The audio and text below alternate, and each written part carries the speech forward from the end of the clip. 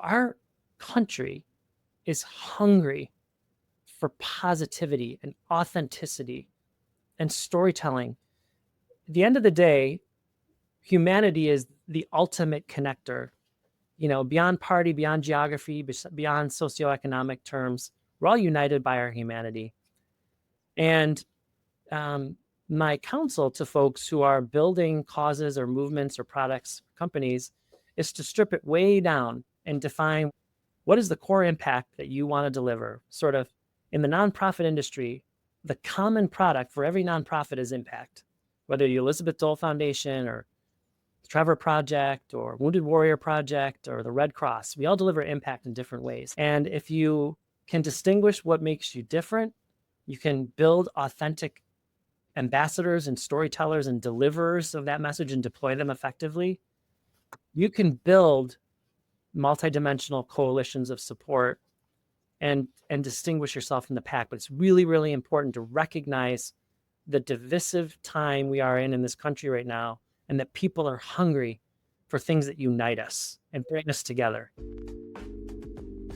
Welcome to Chief Influencer. I'm your host, Anthony Schwab, co-founder of Social Driver. Washington is the center of influence in the US and arguably the world. We are featuring leaders who figured out how to break through in today's fragmented and noisy world. Social Driver teamed up with the Communications Board and the George Washington University College of Professional Studies to recognize these leaders as chief influencers and highlight how they inspire and influence others. I am thrilled to introduce today's guest, Steve Schwab. Steve is the CEO of the Elizabeth Dole Foundation, the country's preeminent organization focused on leveraging research and innovation to transform the nation's support of its military families. Now, before we dive in, here are 3 things that I think you should know about today's guest. Number 1, Steve is a transformative CEO and what many would call a rainmaker. His track record is really incredible. Steve has raised hundreds of millions of dollars, building highly effective cross-sector coalitions and crafting multidimensional marketing and communication systems and cause-based program models. Number 2, in Washington and across the United States, Steve serves as a powerful voice for the nation's service members and veterans and their caregivers and families. Under his leadership, at a time when few laws were moving forward, Congress passed the Senator Elizabeth Dole 21st Century Veterans Healthcare and Benefits Improvement Act. Such a huge accomplishment. And number 3, Steve is trusted by our country's leaders. He has partnered with Senator Elizabeth Dole to realize her vision for the Elizabeth Dole Foundation. He's enlisted Tom Hanks as the national chair of the Hidden Heroes campaign. And recently he confirmed former VA Secretary and Procter & Gamble Chairman and CEO Robert A. McDonald as the organization's board chairman. Steve has also testified several times before Congress. Steve, you have been called many things, from caregiver advocate to prolific fundraiser, transformational leader, board member, and of course, chief executive. Today, we are thrilled to call you Chief Influencer. Welcome. Thanks so much, Anthony. I'm so happy to be here. Steve, I have been really excited for this conversation because you and I met about a decade ago when the Elizabeth Dole Foundation was launching the Hidden Heroes campaign. And I wonder if you can just take us back and tell us how all of this got started and where you are today. Yeah, Anthony, it has been a long time since we met, and so much has happened. But when you step back and think about it, this all started with this prolific American public servant, woman, hero to many, Elizabeth Dole, discovering a need and recognizing that no one was addressing it. At the peak of the Iraq and Afghanistan wars, Senator Dole was retiring from the Senate and taking care of her World War II hero husband, Senator Bob Dole. You got to distinguish which senator you're talking about because they're both senators. It doesn't happen too often when you have a senator married to senator. Right. Yeah. Right. If they say Senator Elizabeth, Senator Bob, you know which one I'm talking about. So Senator Elizabeth was taking care of Senator Bob at a time in his life where he was struggling with some of the war-related injuries, the compounding issues that aging presented with the injuries that he sustained and almost died from in World War II. So they were in and out of Walter Reed. And this was, again, really at the peak of the longest period of war in U.S. history. And having served in cabinet roles and being at the sides of American presidents, running the American Red Cross, serving in the United States Senate, Elizabeth Dole had a unique view on lots of things. And certainly when she was in Walter Reed, she began to recognize that there was something happening that was different, that this country had never confronted. And that was that warriors, veterans, men and women were coming home 20, 30, 40 years old with life-altering wounds, injuries, and illnesses, the kind of injuries we'd never seen in this country ever, because in prior war battles, folks would die from these injuries. But we've advanced so much in the ways that battlefield medicine and protective gear allows for people to survive. But now our country was bringing veterans home who were going to face decades-long recovery. And our system of care, our society, our employers, our healthcare institutions, our communities had never dealt with this before. When folks served in World War II and in Korea and Vietnam, we didn't see the kinds of folks coming home with emotional and mental wounds, injuries, and illnesses that were going to last a lifetime. And so family members were inheriting a care responsibility that this country had never seen. So Senator Dole discovered a need. And, you know, being a prolific, service-minded person, she often talks about her need to have a mission field. It's something I really believe in. And I decided quite consciously in my early life that I wanted to do mission-oriented work, public service work, much like Elizabeth Dole. So she discovered a need. And what she decided to do, and where I came in shortly after, she started to ask questions and procure some research and kind of build some evidence, is we began to build a mission around something that had never been addressed before. And that was this growing army of family members. We call them hidden heroes for a reason. There's millions of them across the country. And we commissioned a study in 2012. Took 2 years for RAND to complete this study. And in 2014, we stood with the Obamas in the East Room of the White House in an incredible bipartisan moment, which still gets me choked up. And we told this country, Democrats, Republicans, independents, every corner of the country, that there was a crisis happening and that this country, this nation, had a responsibility to the families who served to now serve them. So the new normal in this country, Anthony, is that rehabilitation, wellness, and recovery for a veteran is a family and a community affair. And it means we need to be holistic in the ways that we engage those family members, those communities, those healthcare systems, the employers, all the economic mobility structure around that veteran, so that they're working together to create a pathway to success and financial viability for men and women who protect the thing that we probably take for granted every day, which is this thing called freedom. And so what we've done is we turned that need that Senator Elizabeth Dole recognized into a mission. And now we're building a movement. Can you talk a little bit about that, the difference between a mission and a movement? Yeah. So I ask everybody that's listening or watching to step back and think about all the stuff that you're seeing on social media or on TV. You can't turn anywhere these days without hearing somebody talk about a cause or a concern or a worry or an anxiety. And the way that effective cause-based work is built these days is methodically, which means purposefully. And there's both a science and an art to it. The art is the poetry, right? It's the stuff that makes people's hearts sing, the tragic stories of veterans and the wartime challenges that they confronted and the injuries that they're coming home with and the stories of struggle that families have. That's the poetry side. The science side of it is the research, which tells the numbers and the amounts of people who are impacted and how many there are across every state. Movements are built by combining both those things, the art and the science, and by building a coalition of people, influencers, doers, companies, the government sector, and communities all across the country to respond.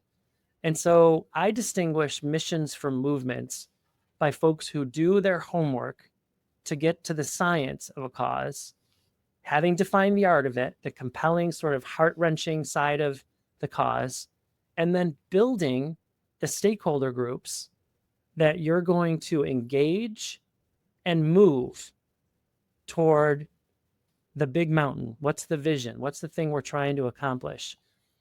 And movements are happening all across America. A movement just elected our new president. Whether you agree with the policies this president puts forward, President Trump built a movement and moved people towards a vision, a set of voters towards winning the highest office in the land. Movements work.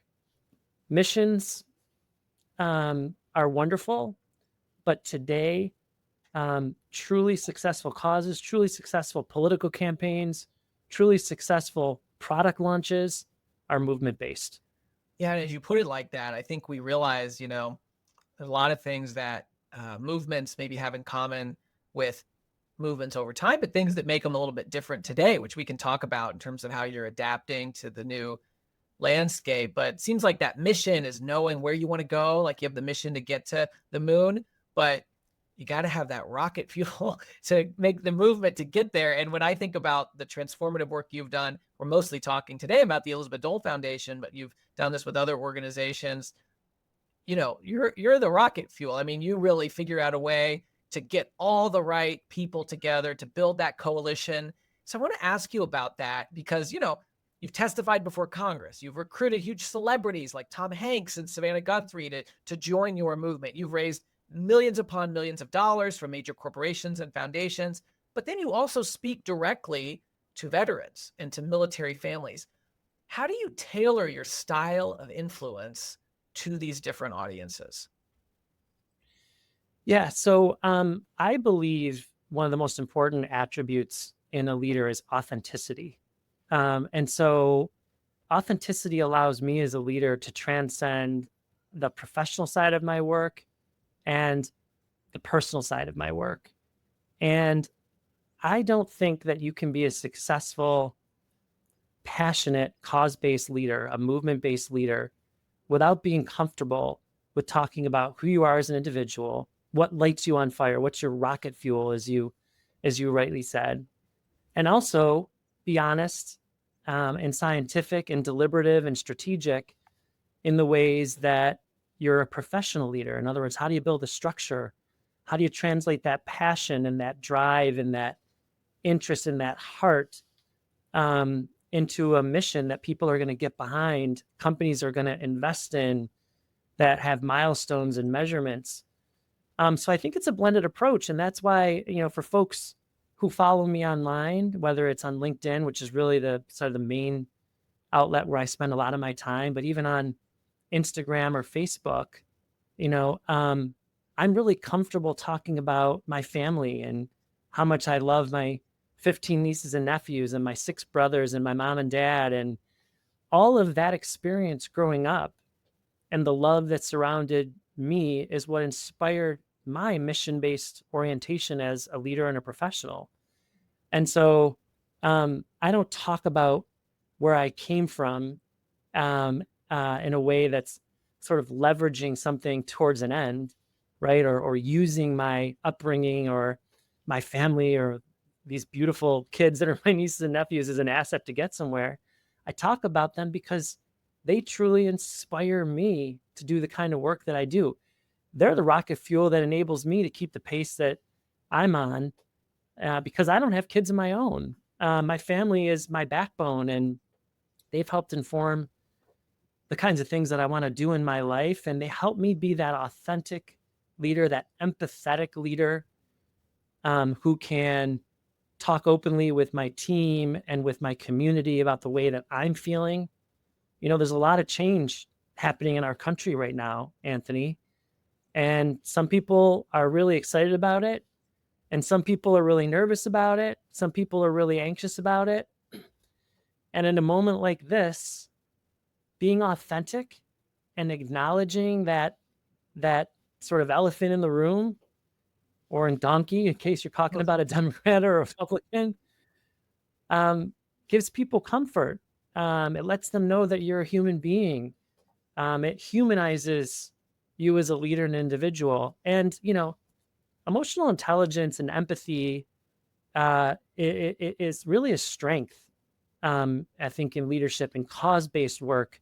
And I think if you're going to call someone a chief influencer, and I'm privileged and honored that you consider me one, empathy and emotional intelligence and authenticity, those got to be necessary ingredients to be truly an influencer, to bring people together, to find more about what we agree on and than what we disagree on, and move people towards a goal. Absolutely. I love that. I think you're absolutely right. You said earlier, I love the way you put it, poetry and science. Sometimes people say art and science. I love how you said poetry, because that is just so much more illustrative. And we hear a lot from leaders. You have to speak to the head and you have to speak to the heart, and you have to do it in a way that is authentic so that it resonates with the gut. I want to maybe hear a little bit about some of the things you've done at the Elizabeth Dole Foundation and with the Hidden Heroes campaign that do that, because I know you have done it so well balancing those. And I'm maybe even thinking about, earlier this fall, I know you had a major event where you launched some new research. And I think that event is a really good example of how you combined the poetry with the science, as you said it. So can you maybe talk a little bit about that? Yeah, in the nonprofit world, in the cause-based world, and even in the private sector, research isn't a very sexy topic, right? The science side of cause-based work or the science side of business isn't the thing that's going to get people's heart pumping, right? But I talked about how important science and evidence and research is. Senator Dole's talked about this all across her life. It's the reason why she started building this movement, defining the mission before the movement with the science, so that we can understand the scale of the issue, so that we can have evidence that we could point to. And by the way, if we wanted to influence Congress, which we have over and over and over again pretty successfully, Congress loves research. They love facts, and they love fancy research organizations like RAND. And so brand and reputation matter in a place like Washington, D.C. And so we started by going to the gold standard. We think RAND is the gold standard for research. That's nothing against anybody else who does research, but brand mattered in this instance. And we got an endorsement from one of the world's most prolific research organizations. RAND told us how big this issue was, how scaled it was across the country, affecting every state, every neighborhood, every part of the American landscape. And that became an opportunity for us to turn the science into a story. And so when we decided 2 years ago that it was time to update that study, when we did the first study, it said that there was 5.5 million of these families. And I knew 10 years later, after we stood with the Obamas in the White House, that we needed to reconstitute that study and see how we're doing. And the research said that the population has grown threefold, Anthony. Wow.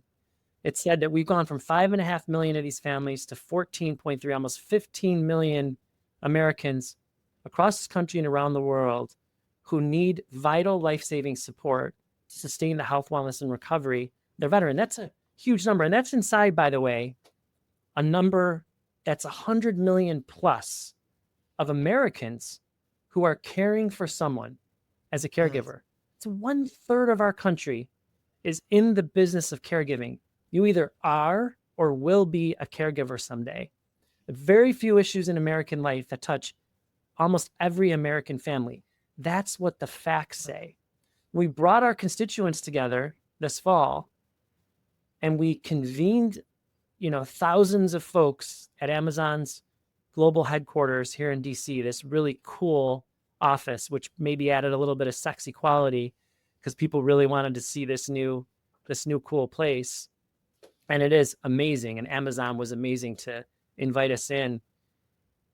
We were able to tell a story. We were able to put people on stage who were representative of that research. We were able to bring leaders, Senator Duckworth and Tillis from Capitol Hill, Senator Duckworth having lost limbs due to her service, and Senator Tillis representing one of the most military populous states in the country in North Carolina. And they could talk in a very personal basis about how the science translates to poetry and to stories and to real life drama. And I use that word drama because drama compels people to do something. And so I often say to my colleagues who say, does it feel weird to ask your community to get up and tell their stories, or to put people in the position who are maybe suffering or challenged to stand up and say, hey, I need help? And I say, absolutely not, because how else are you going to get past all the other things that are coming at people, all the things that folks are asking for support for, be it natural disasters or to give blood or pet welfare, kids who are suffering from cancer, all really important causes. But we got to distinguish ourselves from the rest. In as much as we're nonprofits, this is a competition, Anthony, right? It's a competition for influence, attention, and resources. So we have an opportunity to bring folks together and tell them about the facts. We got to put on a good show. Yeah. And so that's what we did. It's a show. And I don't say that in a sort of symbolic or artificial way. I say that because that was a tool to gain the resources and the partners that we need eventually to sustain our movement over time. The ultimate goal is to make sure this movement is here forever. I want this organization, my legacy, Elizabeth Dole's, is that this organization becomes as important as the American Legion and the VFW have been, and Wounded Warrior Project is, to veterans. Those organizations you think of as having little outlets. The VFW posts and the American Legion posts are in most neighborhoods all across the country, right? We need the same thing for military and veteran families. That's what I want the Elizabeth Dole Foundation to do. It's what Elizabeth Dole envisions. And so, everything's got to be on the table in terms of the ways that we influence and move people to take action. Yeah. I love that. As you talk about the storytelling that's important, I want to dive in on some things you do specifically at the foundation, because I think anybody who's raising money or pursuing a cause, they all know that storytelling is important. But what I've observed is sometimes folks will go about putting their plans together, doing their work, and then almost like an afterthought, they'll go, oh, who can we get to share this thing we did to reach people? And when I look at what you all have done, you've taken a really different approach, because you've embedded the people who you exist to support directly into your work through the Dole Caregiver Fellows, as one example. It's not just, oh, by the way, once we did this, hey, can we go find some caregivers to tell our story? You have a whole program that occurs on an ongoing basis with new classes of these fellows that you bring together, so that they're really part of your DNA. They're part of your family. And those are often the people who are standing up telling these powerful stories. So can you talk a little, because to me, that is a different philosophy from what I see from many organizations, whether it's a corporate brand that's trying to get somebody to promote a new product, or whether it's a nonprofit. I just don't always see that philosophy of building that in so deeply. And I think it's really special. Yeah, Anthony, it's a great question. This goes back to those core elements of what's going to translate and move a mission into a movement. And these are all lessons that you can use in the cause-based and nonprofit environment, or in the private sector when you're launching a new product. And so you go back 10 years to when we were starting, and it was basically, I was a consultant at the time, and Senator Dole and I, and maybe an intern or two, in a cubbyhole office at the Watergate where we were donated space.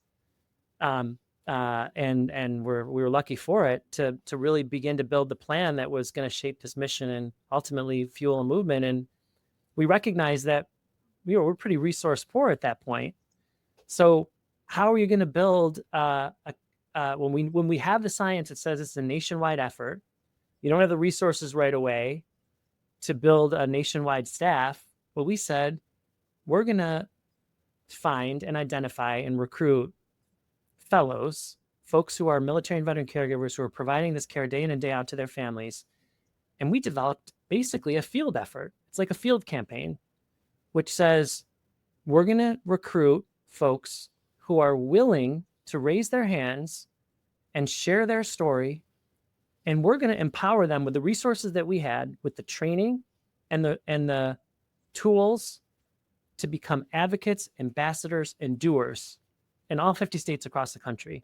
And we launched a fellows program, which was transformative for us in engaging civic organizations and media organizations and businesses at every level, at the national, state, and local level across all 50 states. And I don't think we knew at the time how big that was going to be for us. This program is really the heart and soul of who we are. That fuels our mission evolution, our storytelling. They go to Capitol Hill several times a year. They were instrumental in us passing this incredible historic legislative package that we did this last year. And they are our boots on the ground. Our staff has grown pretty substantially over the last few years, certainly carefully and incrementally. We could not do our work without recognizing that the community we serve needed to be built into the movement from the very beginning. Goes back to authenticity, goes back to effectively telling stories, goes back to leveraging science into poetry. And they're the best ones. They're better than me, better than Elizabeth Dole in telling this country what they ought to do to support this community. And we're blessed for it. I love that. I think that it's so important for folks to hear that. Well, one, it started out of necessity. It sounds like a little bit, and it's become such an important part of your work. So that's pretty cool. But if somebody's just like, oh, now we have this thing to talk about, how do we come up with a transactional way to get people to talk about our stuff? It just doesn't work that way. It takes that time and effort to build those relationships. You talked about authenticity. You talked about the importance of those connections. And I think that that's really important for all of us to hear, because, hey, if we have something coming up, we might need to get started. If we're not doing that, we better get started on it, because it takes that time and investment to develop that powerful resource that you have. Yeah. And Anthony, we are, whether you're Democrat or Republican or don't identify with any party, and all too often in this country, and certainly in Washington, D.C., we're defining things by red or blue, which isn't really the way this country was built. It's a divisive period in the history of this country. No one on either side is going to debate that. So our country is hungry for positivity and authenticity and storytelling. At the end of the day, humanity is the ultimate connector. Beyond party, beyond geography, beyond socioeconomic terms, we're all united by our humanity. And my counsel to folks who are building causes or movements or products, companies, is to strip it way down and define what is the core impact that you want to deliver. Sort of in the nonprofit industry, the common product for every nonprofit is impact. Whether you're Elizabeth Dole Foundation or the Trevor Project or Wounded Warrior Project or the Red Cross, we all deliver impact in different ways. We all define our story differently. And if you can distinguish what makes you different, you can build authentic ambassadors and storytellers and deliverers of that message and deploy them effectively. You can build multidimensional coalitions of support and distinguish yourself from the pack. But it's really, really important to recognize the divisive time we are in this country right now, and that people are hungry for things that unite us and bring us together. Well, 100%. And as you talk about the divisive time, it's been tough to get laws passed. And you had a big win last year when Congress passed, the president signed, the Senator Elizabeth Dole 21st Century Veterans Healthcare and Benefits Improvement Act.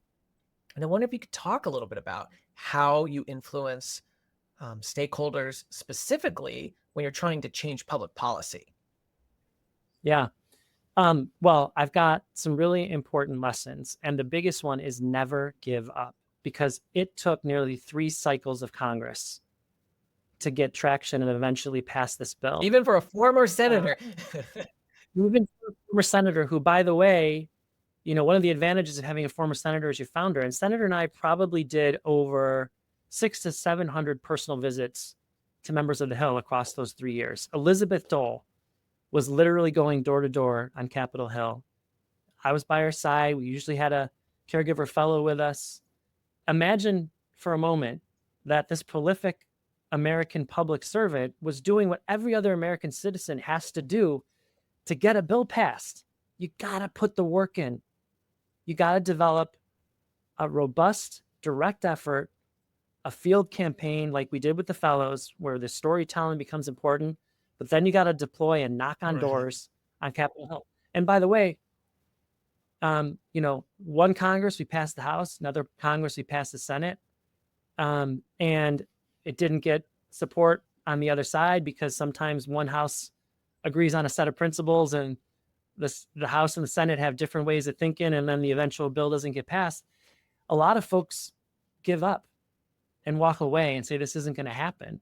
And so we have the lessons of history that Elizabeth Dole has learned. I've been in the business long enough to realize, as the folks on my team, we've got a great Hill and policy team here, that you got to keep biting at the apple, and you got to build a coalition. We didn't do this by ourselves. We had groups like the Paralyzed Veterans of America, Military Officers Association, TAPS, the Tragedy Assistance Program for Survivors, AARP, some behemoth organizations with a lot of influence.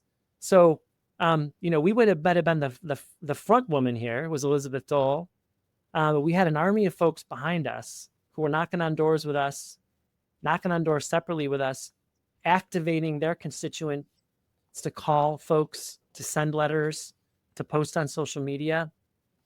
And ultimately, I'd say at a time when Congress doesn't have a very high approval rating, I mean, really, there's probably virtually no entity in America that has a lower approval rating than Congress. And that's because of not a lot is getting done in this divisive time. My counsel to folks is, all too often, we put the whole cabana on the table and say, this is the thing that we want to accomplish.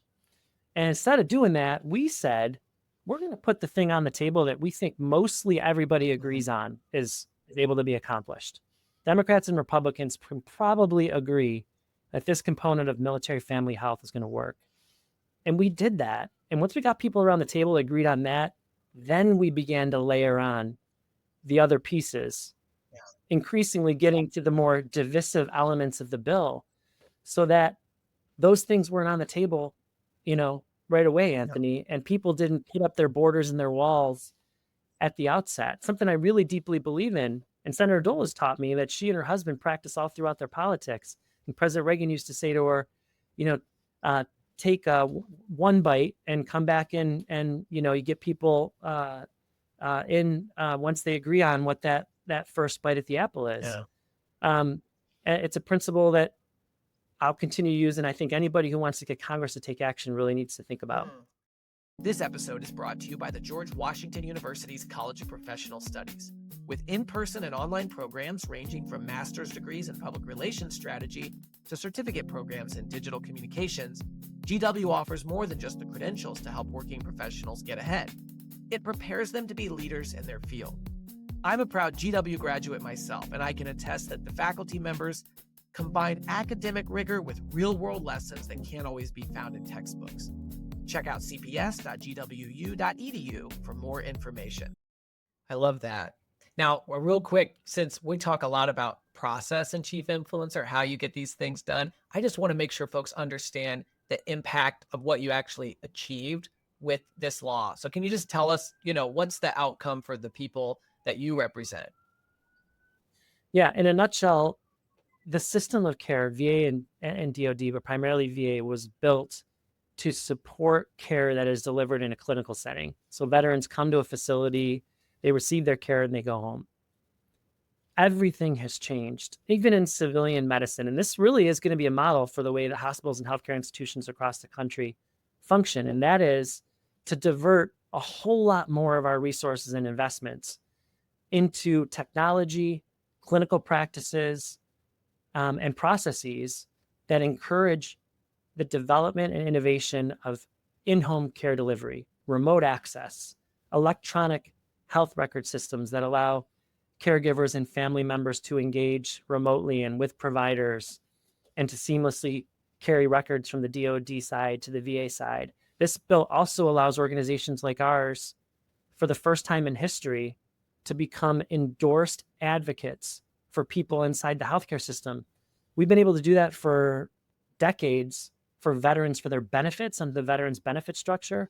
Now, organizations are going to be able to advocate for better healthcare. So when someone can't get in to see a doctor, the Elizabeth Dole Foundation is going to be able to go and advocate for Joe Smith in Nebraska to get his doctor's appointment or his mental health appointment. At times when we're hearing about how access is an issue, this bill is also going to increase the availability of care when veterans need it. So if there's not care available at the VA and there is in the community that they live in, well, we're going to give them access to that community care model. And that's not a threat to the safety and security of the public health care that VA gets and that most veterans love.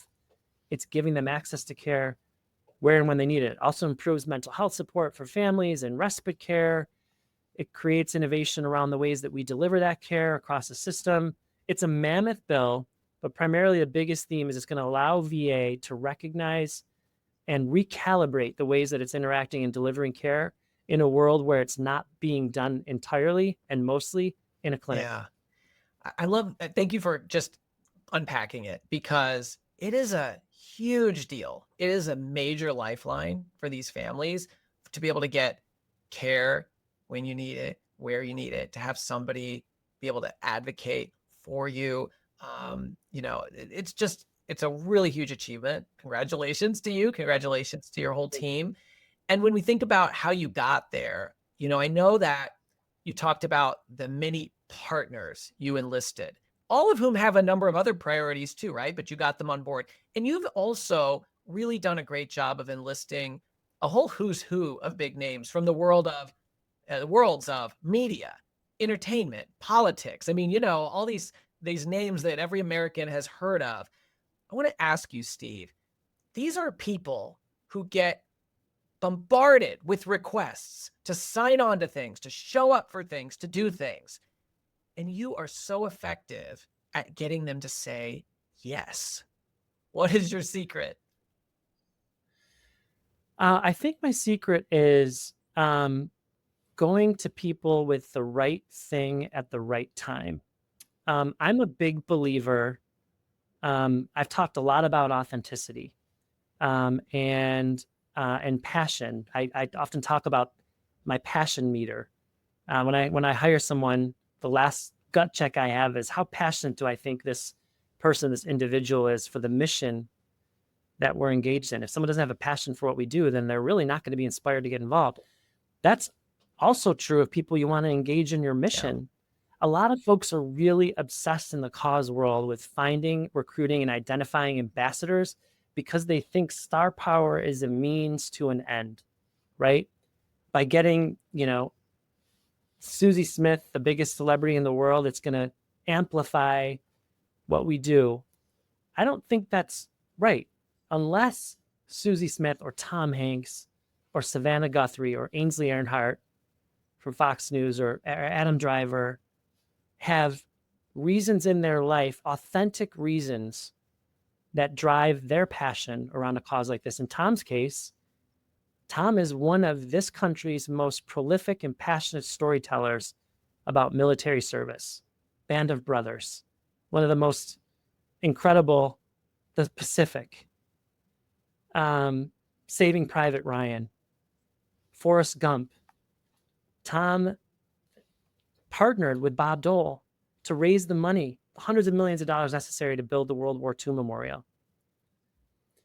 So Tom's connection to this cause was authentic. And when we had gotten far enough along, it wasn't early, we had gotten the science and we recruited a coalition, and we were at an inflection point where Tom's involvement was going to be clear and make a difference. And there were things that he could understand and that were realistic for him to do.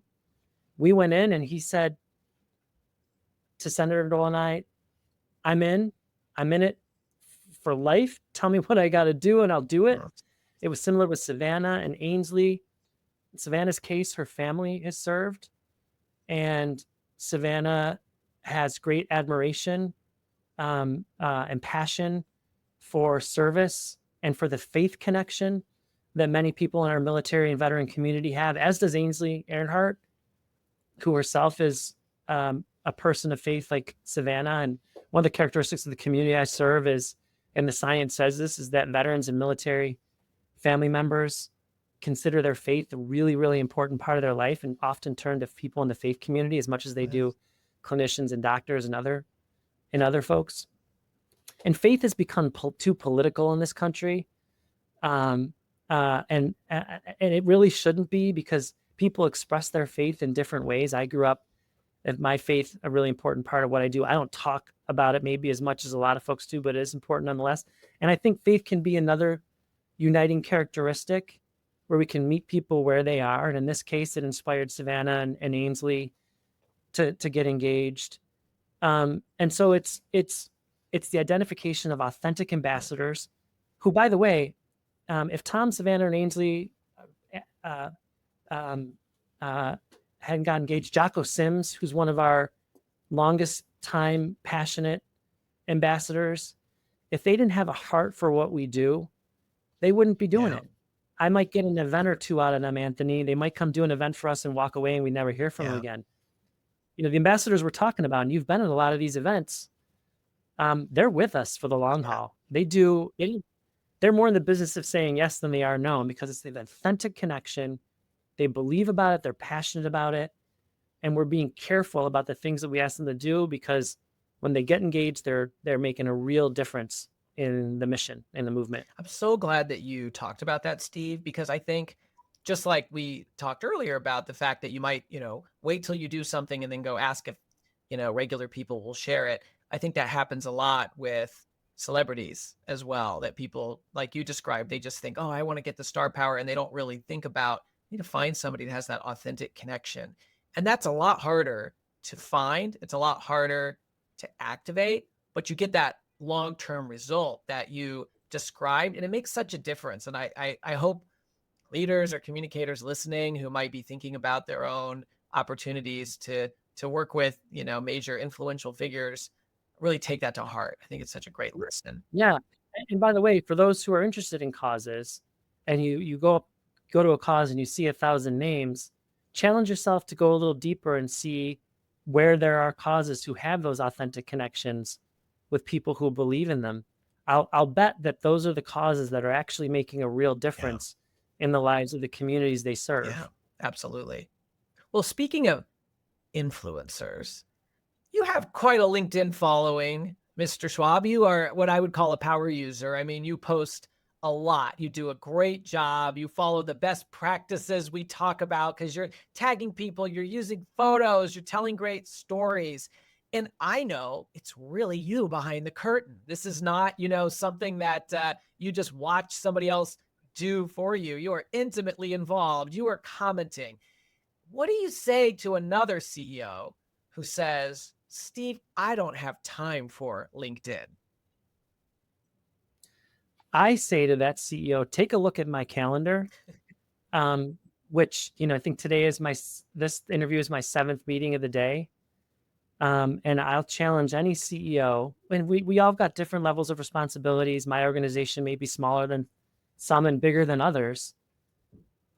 There's always time to do what I believe is a responsibility as a leader, and that's to communicate to my stakeholders that I'm actually doing what I need to do to build my movement, to thank my stakeholders and my partners, to call people out when they should be called out, and to be authentic in identifying my leadership qualities and my leadership profile and the activities that I'm doing in my daily life to do this work. And so my LinkedIn profile is an opportunity for me to feature great stories of the work that's being done behind the scenes by my incredibly dedicated partners. Listen, there is a difference, and many of our partners have said this about EDF. we truly build authentic partnerships, which means we don't just take money from a company. Today we were meeting with Leidos, a huge company in this nation. If you walk through any airport security lane, you go through the big Leidos security markers. They also do a lot of mental health work for military families, and we're going to pilot a big mental health program for 50 families to figure out how we can bring more and better healthcare, mental health care to military and veteran caregivers. And Leidos is a big supporter of ours, but you see that support is not leading to me just slapping their brand on a LinkedIn post. Instead, I'm able to tell a story about how Leidos is making a difference in the course and the life of the people that we serve. And that serves as an example on LinkedIn, one, for the kind of style of leader I am and the kind of partnerships that we build, but also the kinds of companies like Leidos and Lockheed Martin and USA and Hilton, the Bob and Dolores Hope Foundation, a transformative philanthropic organization based on the legacy of Bob Hope, led by Linda Hope and Tony Montaldo and Bob and Dolores Hope. Bob told stories and entertained troops in all corners of this world. And I'm able to talk about the legacy that he built and how it's being translated now today by his daughter and this board into transformative philanthropic investments in organizations like mine, so that we can maybe feel nostalgic like we did at the times when Bob Hope was alive. So LinkedIn, I'll tell you a quick story, Anthony. And these are the sort of the informal ways that I use LinkedIn. I certainly post about the meetings that I'm in and the conferences that I go to. But last fall I saw catalytic philanthropic leader Michael Bloomberg make a historic investment in HBCUs, historically Black colleges and universities. And this, by the way, is a great lesson on how you use LinkedIn to appeal to audiences and to segments that aren't maybe necessarily totally aligned with your mission-based work. And this is how I use LinkedIn a lot, is I lift up and think about, I live in the world of philanthropy, and as much as I do military and veteran caregivers and healthcare, and when I see a big philanthropist like Mike Bloomberg make a catalytic investment, I share it on my LinkedIn and I tag him and his team and say, look at what this great philanthropist is doing. And I got engagement from Mike Bloomberg and from his CEO and from the team. And all of a sudden, one of the biggest foundations in America is starting to look at what we do and how we impact lives. And now we're beginning conversations about how we might work together. And that was through challenging myself, as I do every day, to look on LinkedIn when I'm on an airplane or when I'm laying in bed at night before I fall asleep, or I'm in an Uber between engagements, and looking for opportunities for me to celebrate what my partners are doing, whether it's Lockheed making investments in disasters, or USAA investing in emergency responses, or Reach Resilience and Endeavors doing transformational work all across this country. Folks are surprised when you take a moment and thank them, because we don't do enough of that in this country. But it's just who I am. It's my authentic self. And it's okay to bring that authenticity, that personality to LinkedIn, because I think a lot of people recognize that I do that a little differently than others. And it's worked. It really has. I love that. And one of the things that you hit on is, some leaders say, well, I don't want to just use LinkedIn and talk about myself. And often, I'll say, well, you don't have to talk about yourself. You can actually use it to uplift other people. And that's exactly what you do. And that's exactly what you shared in those examples. And I know that, you have a meeting with a partner and they're going to be highlighted on LinkedIn, and it's going to be about them and the great meeting you had. And it's centered around the other person. Yeah. And it's okay to talk about yourself.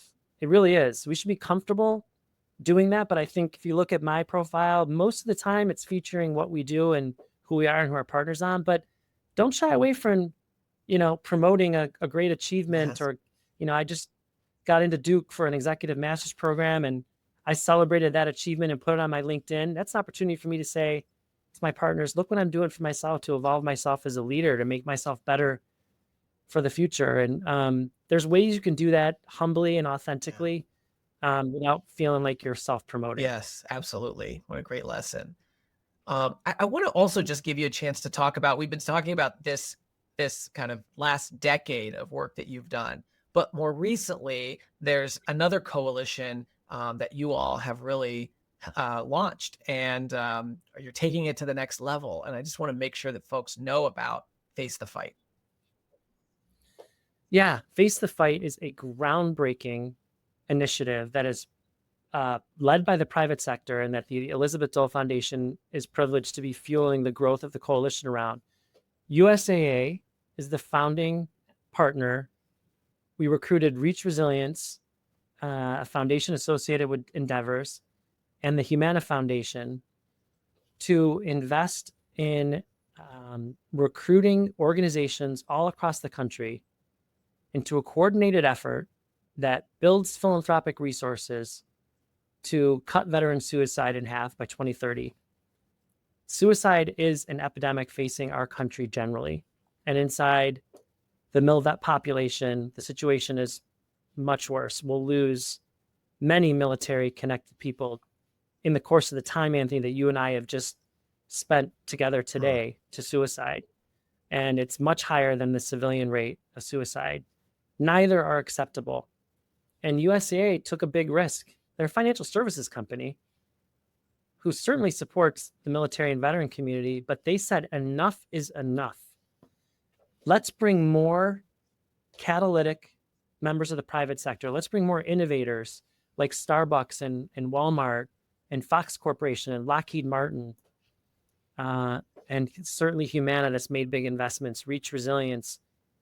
So private foundations and corporations who are helping us make a difference in developing new real ways to address this epidemic, to talk about things like safe storage and how we need to give, like when someone puts a seatbelt on in the car, we need to create a habit that when someone buys a firearm, they buy a safe to put that firearm in. So when it's in the house, the leading cause of death amongst veterans is a loose firearm at a moment where they may have a manic episode or an acute mental health episode. They reach for that firearm and they make a decision that is life ending.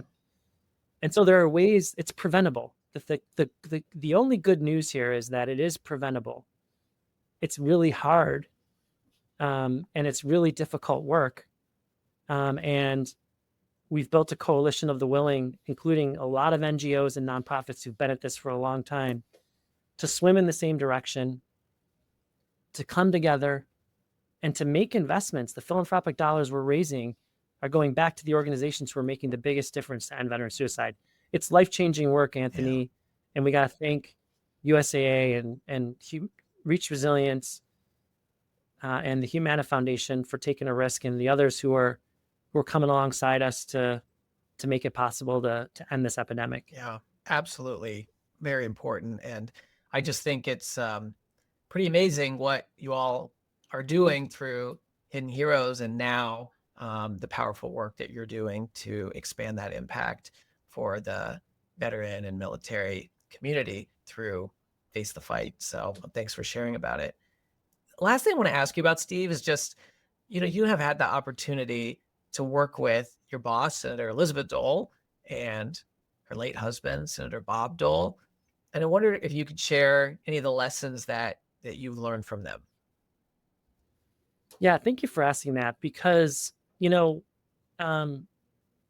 don't make public servants like Bob and Elizabeth Dole anymore. It's sad.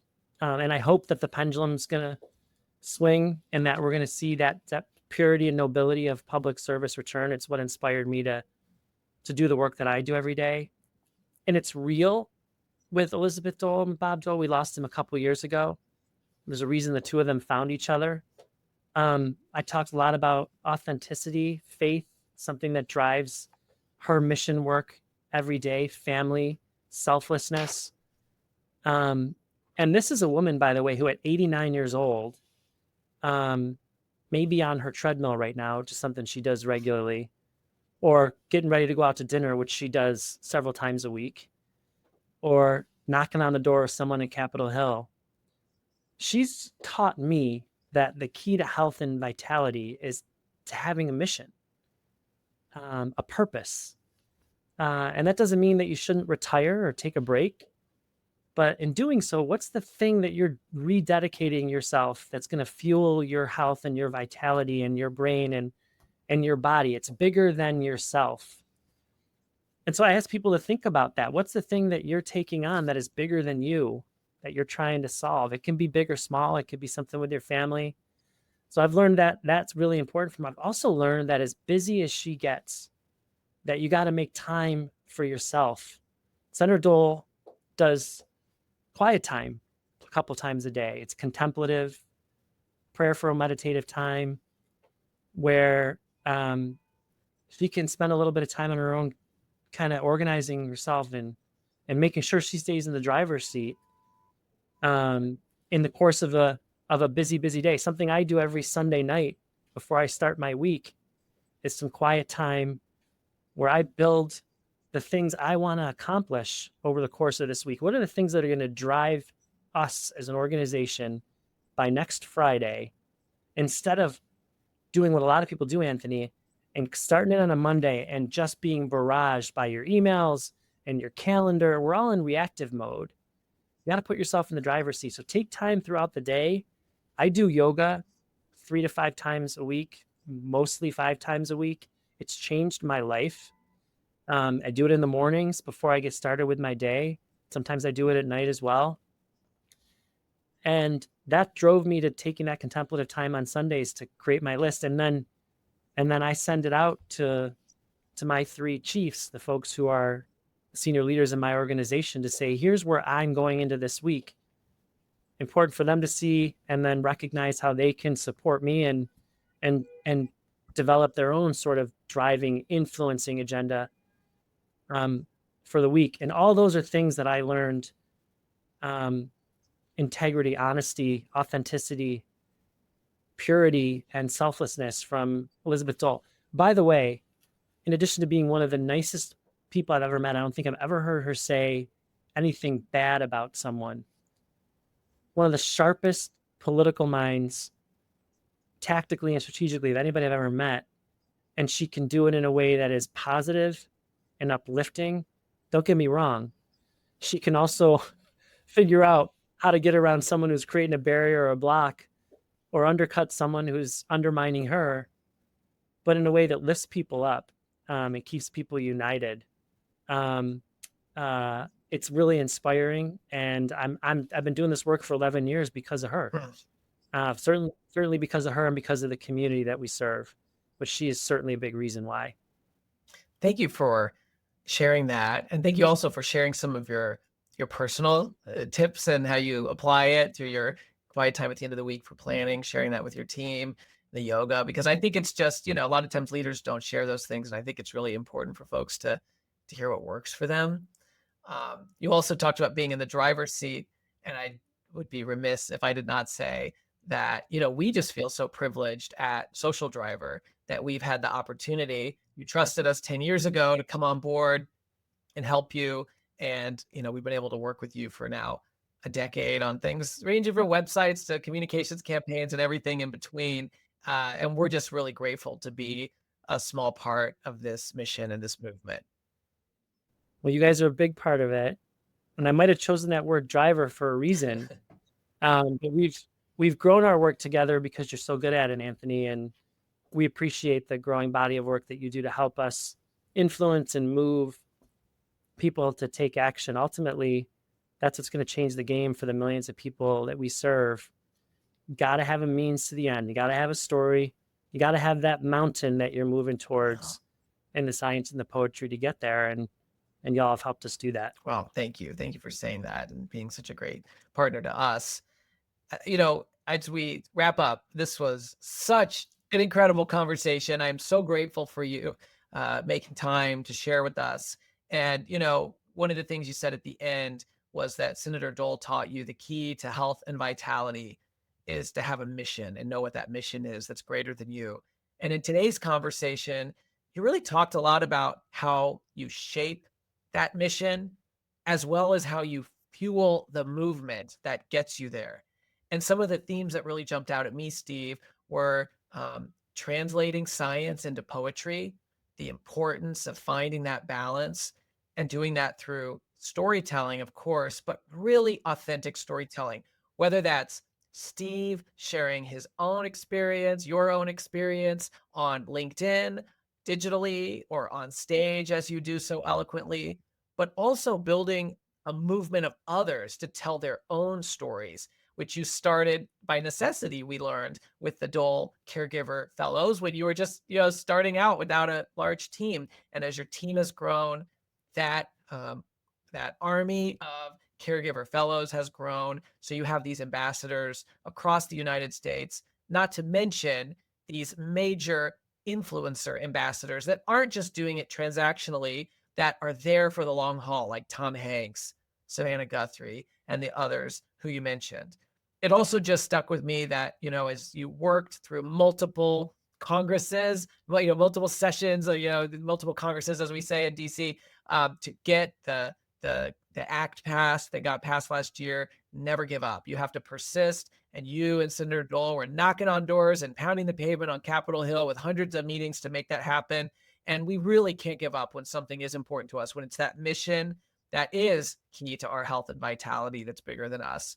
And then the last thing that jumped out at me is just the critical importance of building coalitions and understanding what motivates your people, making sure that you honor that. And you have a responsibility as a leader to communicate with them, which is one of the reasons that you show up on LinkedIn, and that it's just really powerful when we see how you show up, Steve, and when we hear how you do it. So thank you for showing up today. Thank you for sharing your story with us. And thank you so much for the important work that you do.